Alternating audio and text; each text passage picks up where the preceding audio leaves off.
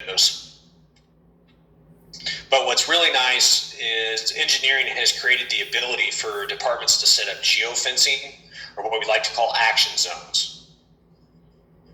So we've set up a couple here for demo purposes. This is one that we've outlined in Florida. So what geofencing allows somebody to do is plot an area on the map that gives them immediate control of each device that either enters that area or exits that area. So again, auto activation is a hot topic right now for good reason. So with this geofencing capability, somebody can plot an area on the map, as we've done here with this bridge. And then on the right-hand side, you've got different settings for this geofenced area. The way this one is set up is any officer with an Evo and body camera that breaks into this geofenced area, both systems will automatically turn on and activate a recording. This could be used strategically in a lot of different ways. Some of the feedback we've heard, people say they would be able to use this if there were an active shooter situation going on. Definitely protests.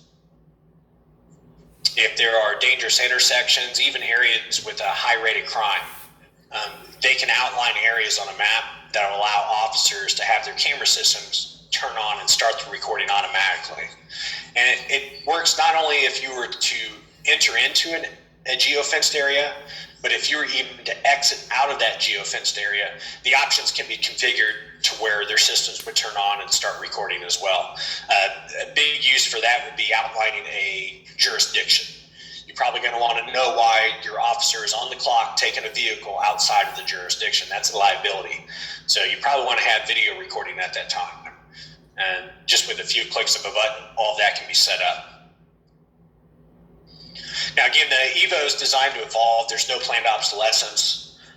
So as the technology and the feature sets improve, and as my engineering team develops these, they're going to be able to push these out over the air remotely as a firmware update. One example of that is with the geofence capability.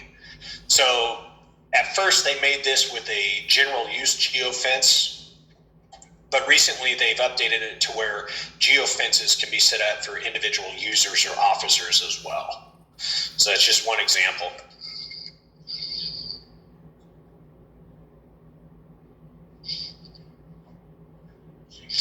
Now, another nice thing that we have built in is automatic redaction.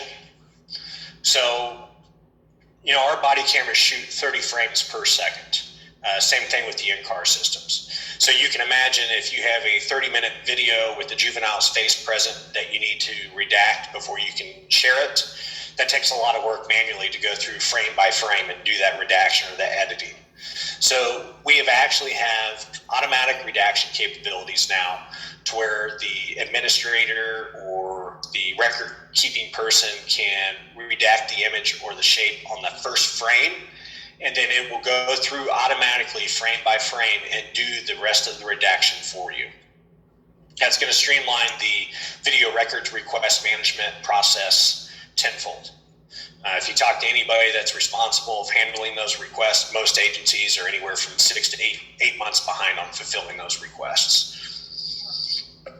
Not only do you have the ability to redact video, but you have the ability to automatically redact audio as well, which is very important.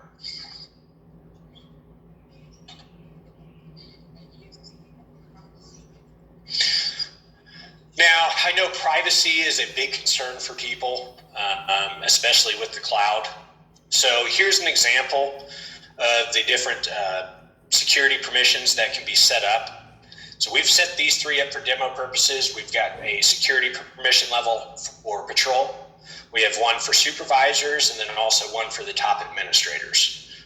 Now, every department's different. They don't all have the same policies. So we've allowed people to customize, what people have access to and what they don't. It's very simple to set up. To give you an idea, you just hit add new security group. You can give it a group name and description. And then you answer yes or no questions on what you want people to have the ability to access. So if you wanted somebody to have the access to edit configurations, which most departments and agencies don't want that to happen, you can set that parameter. If you want them to have the ability to share videos or not, you can set that parameter. You can even go so far as to set up the ability for some people to have the permissions to activating and recording remotely on the dispatch page. They can also be set up on the opposite, to where nobody has access to that except dispatch or a top supervisor. So everything within this system can be completely customized to fit a department's needs.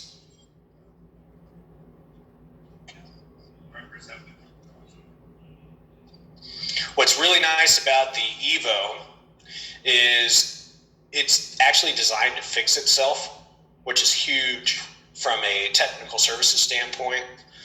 The Evo actually has a cellular modem built in as well, in addition to the GPS.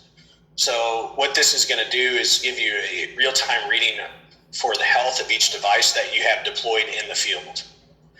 It's not only just with the Evo, but you also have that same capability with your first few HD body cameras and any of your docking stations that are used to offload body camera footage.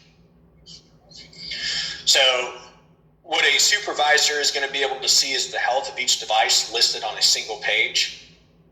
And at any point, if there's anything that's completely out of configuration or out of sync with those devices, he'll be able to see that in real time. And he'll have a flashing alert up here on the top left-hand corner of the page that will let him know or her know, hey, you have 3 devices that may be out of sync or out of configuration.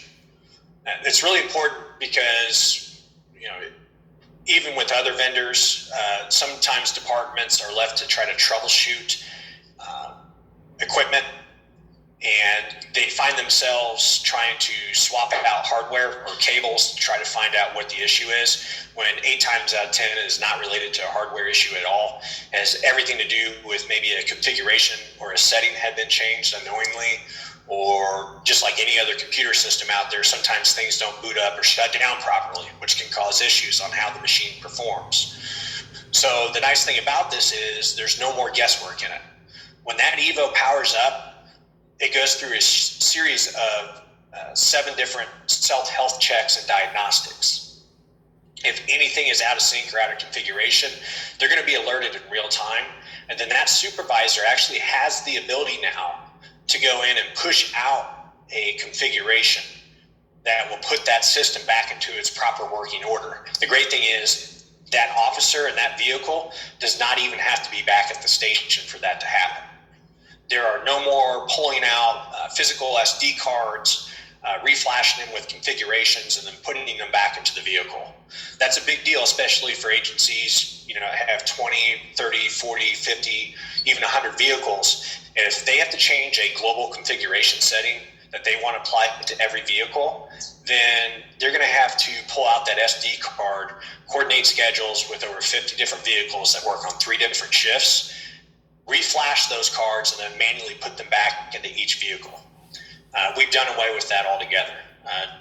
Officers can be clear across town, and because it has that cellular modem built in, they can push out the configuration changes remotely, just as if we were to deploy different feature sets or upgrades with this back-end capability. So that really streamlines the management of having to manage these systems. Not only do you have the real-time health checks, but you can see the SD card health, which is really important. You can see the status of each device. And again, here gives you the option to activate the recording remotely for these devices. I can even go in here by clicking on the device listed. I can see the serial number, a description. I can see what type of configuration the device has and what it's been assigned. And I can edit those configurations easily as well, as you can see through here. Everything from the general settings to how recordings are captured, configurations of radars,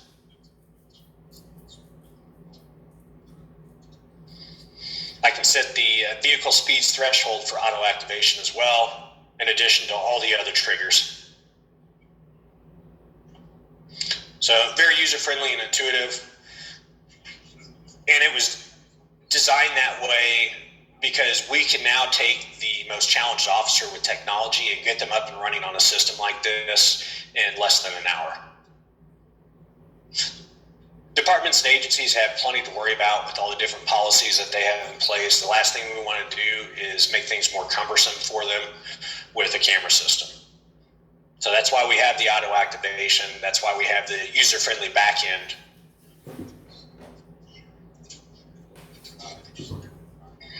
This will give you an example of how tags are set up as well to categorize video.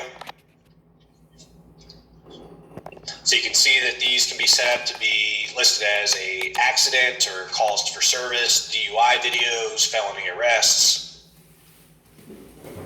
And then a watermark color can be assigned to each tag, so at a glance, people can delineate what videos are what. Now, with this being a cloud-based system, it's going to save departments a lot of money who traditionally may use a server on-prem to store video. I think just this year, probably in the past 2 years maybe, departments are finally getting their heads wrapped around as to what cloud is and what it can do for them. They're starting to finally crunch the numbers and realize that the total cost of ownership with cloud comparative to managing and maintaining a server on site is much more cost effective. For example, you have a server cost, which is not cheap. Then you have to pay for the cost of the backup, the redundancy for that server. There's costs involved with maintaining the security of that server and just the overall management. So you may end up having to reallocate internal resources to manage that server when, that may be better time spent managing their network. Worst case scenario, if you don't have an internal resource on site to help manage that server, you have to contract out to an IT company. And IT companies are not cheap. I've seen it typically anywhere from $125 to $150 an hour to come in and manage a server. That is including even just restarting services on a server, which may be a 15, 20-minute job. That's $125, $150 an hour off the top. When people go to cloud, they eliminate all the physical server software and that client-side software and the management of. Nice thing about cloud too is it also allows them to scale up on storage capacity as they need when they need it. You don't have to worry about buying a server for what they think they're going to need 7-8 years down the road and have to take on that burden of expense. Also, not to mention, cloud is way more secure and way more redundant than anybody would have on site with their own server setup. So the way that our cloud works is that we have different retention plans. So we have 90-day retention plans, we have 180-day retention plans, and also a full year for 365 days. The way it works is people are able to assign tags and then assign a delete date based on those tags. So obviously for calls for service, there's no reason to hang on to that video past 90 days. If it doesn't result in anything, that video will automatically delete on day 91. If there's any felony arrest videos, obviously you guys have to hang on and maintain that video for a longer period of time. Some 3 to 7 years, some states mandate that it's indefinitely, or at least until the case is adjudicated. So with videos like that, what we're able to do is actually push it to the cold storage of Amazon or AWS, where it resides there. At any point that you need to bring that video and that evidence back up for court purposes, you can call that video up out of the cold storage. The great thing is we don't charge any additional money to bring that out of cold storage or to push it to cold storage. There's a lot of vendors out there that will treat the back end of cloud storage much like a cell phone plan. So they charge you for every megabyte that you download, upload, and share. DGLY does not do that.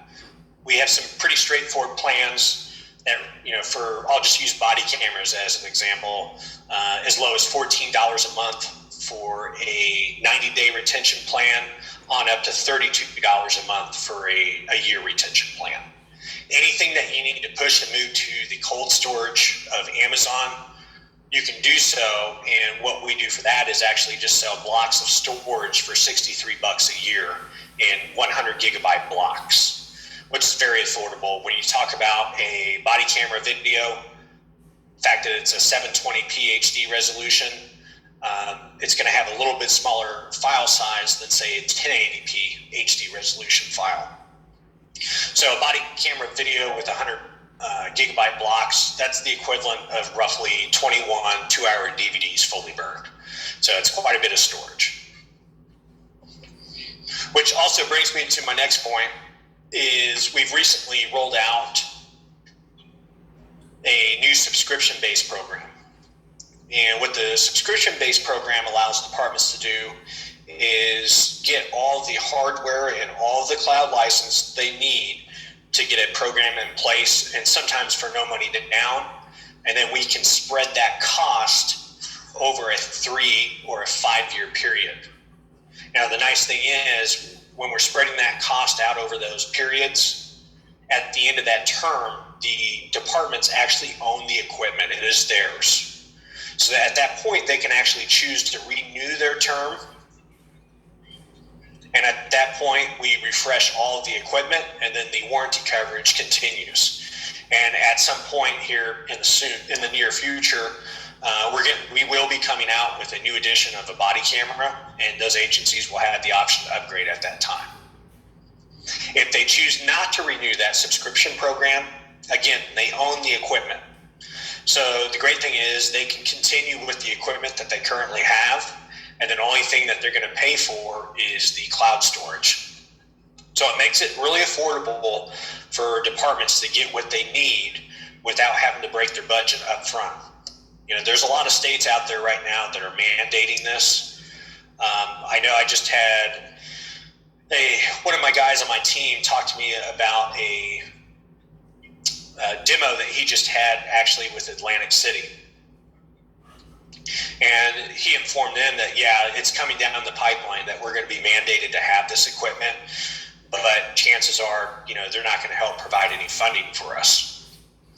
So he was able to present them the subscription plan, which may be similar to, you know, what Axon has done in the past. But the great thing is, based on that agency's feedback, we were about a third of the cost. So again, a body camera is a body camera. An in-car system is an in-car system. They all do the same thing. They record video. It is your back-end features, your cost, your customer service, and I'd also say the ability to integrate the body-worn camera into that in-car system is what really is going to set people apart from one another. So the subscription-based plans we've been getting a lot of good traction with. I know personally I've had a couple of meetings with larger agencies.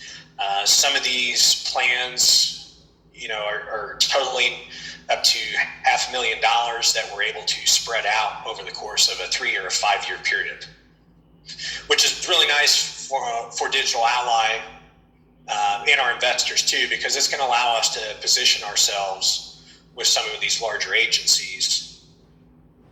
And on top of that, there's more agencies out there that are smaller than the larger agencies. If you look at the market, there's probably, I would say roughly about 2/3 of all the agencies here in the U.S. consist of departments of 30 men or less.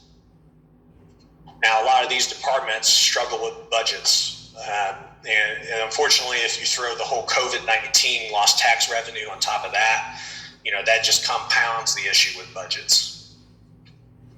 So again, what this is going to allow them to do is get all the equipment and everything they need to get a body camera program deployed without having to break their bank. Our subscription plans based on just body cameras alone are ranging anywhere from $49.99 a month for a 90-day retention plan. They can go with a 180-day retention plan for $69.99 a month. And if they need a year retention plan, it's only $99.99 a month.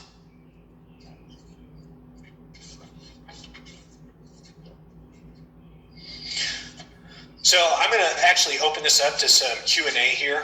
I've seen that a few of you guys have actually sent some in as I'm going over this demo. So I'm going to try to answer as many of these as possible, but we are going to be following up with everyone that attended today to make sure that we've got answers to your questions and laid out in full detail.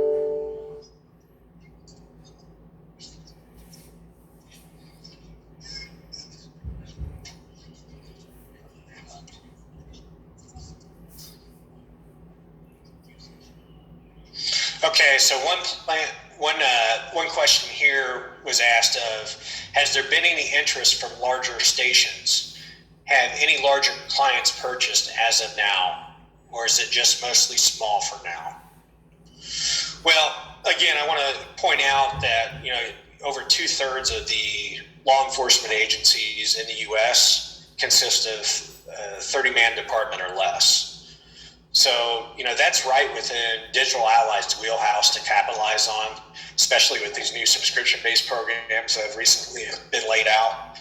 I can also tell you personally, I have been in contact with the Orlando Police Department. I know that they are I believe, using Axon body cameras, but we were able to gain some interest from the person in charge over there. In fact, we're going to be presenting one of the subscription-based options for him to review. So, yes, we are gaining traction with larger agencies. Again, we had just had a meeting this morning with the Atlantic City County. We've also had some larger agencies out in New Mexico and Colorado. Again, both states are going to be mandating that body cameras are a must for every officer out there. So it's kind of the perfect storm right now, being the fact that there are still a lot of agencies that do not have equipment at all that are now being forced to get it in a hurry based on the mandates that are coming down. But again, over 2/3 of the agencies out there are probably 30-man departments or less, and that fits right within our wheelhouse.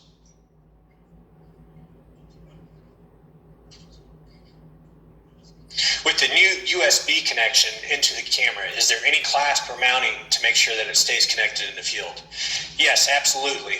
In fact, what I'll do here, if you can see on the screen here, here's where the USB port is into the DVR of the body camera, and then this plug drops directly on top of that. Right here on the right-hand side, you can kind of see an image. This is the reinforced connector, what we call as a clamshell, to make sure that stays in there securely. We've specifically designed it that way because we know that there's going to be instances where officers may even get into a scuffle with a suspect. So the nice thing about our body cameras is, they're small enough to where it can't be easily grabbed during an altercation, but they're large enough to be visible to the public when an officer is wearing one. And this works on both sides of the fence. So having that body camera is really going to help our officers with the way that they interact with the public, and then on the reverse side of that as well. It also is going to help the public interact with the officers. It's amazing how people act when they start to realize that they're actually being recorded.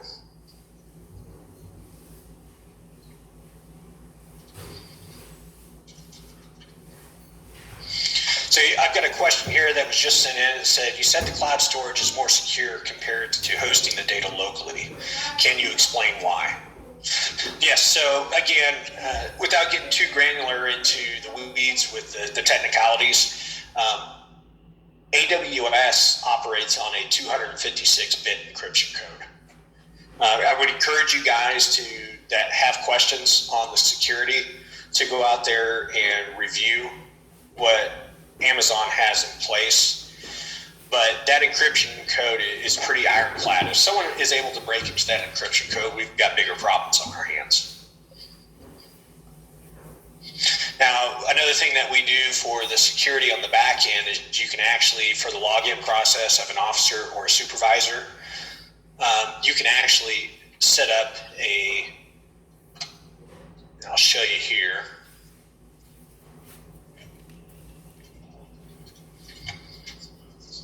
Multi-factor authentication. So it's no different than if you have this set up on your email. You enter in your email handle along with your password, and then you may receive a text on your phone to enter in a code to make sure that it is really you trying to access that account. So there's a lot of different layers of security that go into play here. But again, Amazon is hands down the top cloud provider with all their security and their redundancy built in. So much so that even Microsoft has admitted that they're trying to keep up and catch up to what Amazon has in place.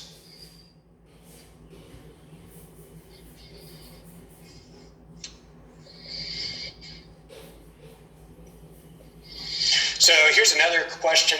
In terms of international sales, have you guys gotten interest from Canada, which I believe is mandating body cameras as well? Yes, we have. In fact, I believe that with our international team that they've got several agencies that are already equipped with our body cams and in-car systems.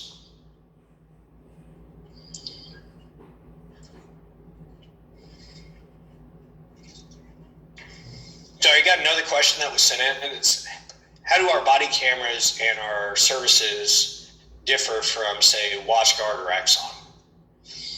I think I may have hit on this a little bit, but to go into more detail, again, at the end of the day, a body camera is a body camera. There are differences, little nuances about ours, the biggest being that we have field replaceable batteries, so we don't intentionally hardwire the battery directly into that unit, which forces departments to buy a whole brand new body camera rather than just place a $25 or $30 battery. On top of that, again, is cost. It's no secret out there.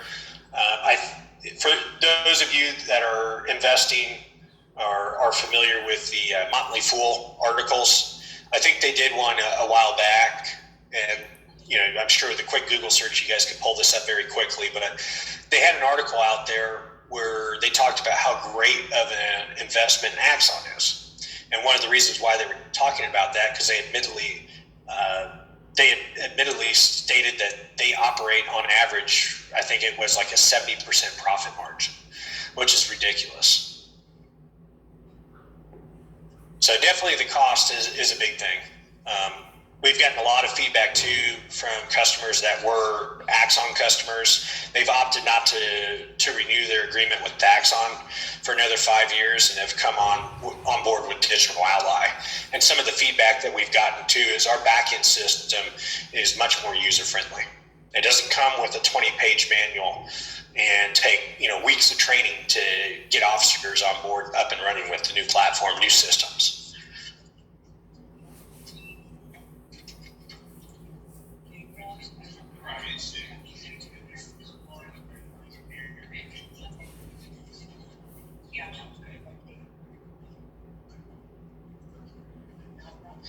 Yeah, there's talks and questions about the different patents that we hold. Again, we have an in-house engineering team, so everything we do is customized. These are not just off-the-shelf products that are imported in, already assembled, and then us just slapping a new name on it. Everything we have is developed here in-house with our engineering team. So, we've got patents out there for a breathalyzer that would actually be integrated into the body camera and have overlaid metadata on the playback page, which would be great for court purposes. There's some other things too that we have in the works as well, so make sure to stay informed.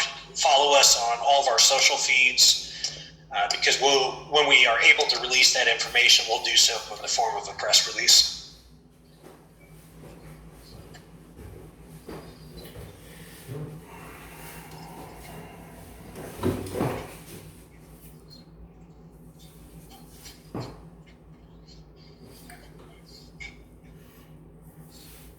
So here's another question.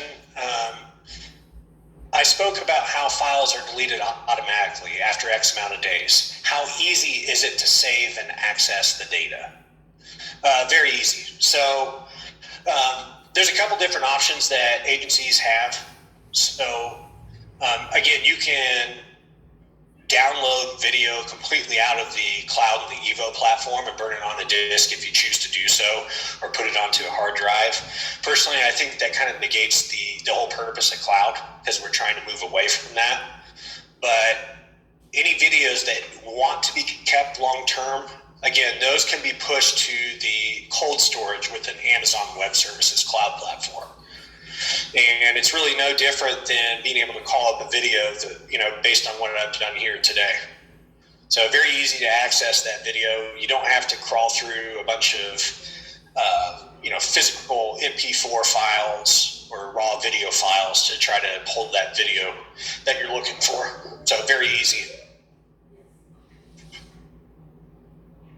Yeah, and to hit on that further, all the metadata with that video is stored as well, all the chain of custody. So anything that you push to the cold storage with Amazon, you don't lose any of that evidence.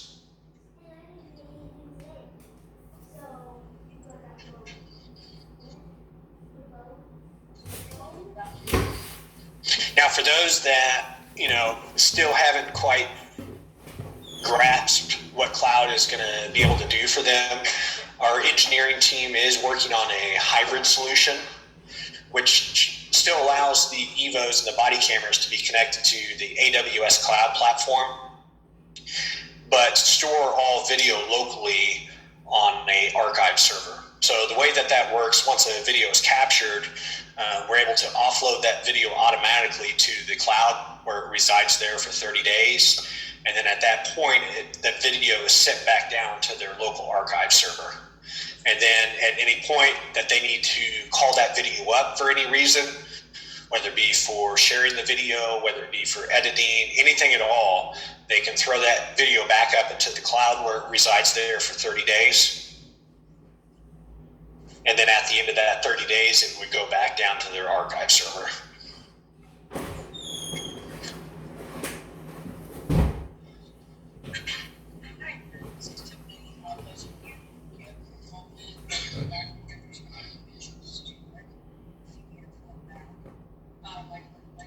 Yeah, so here's another question that was just sent in. For existing customers, are there any trade-in incentives or buybacks on older equipment types? Absolutely.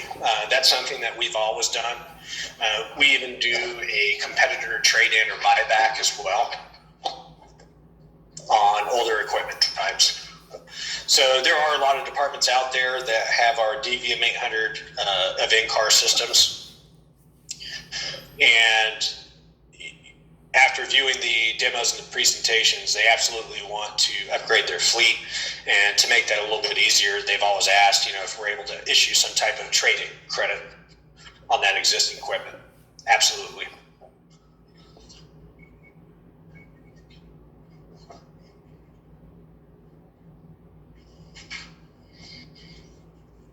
Yes, we are starting to see larger contracts. So I just had a question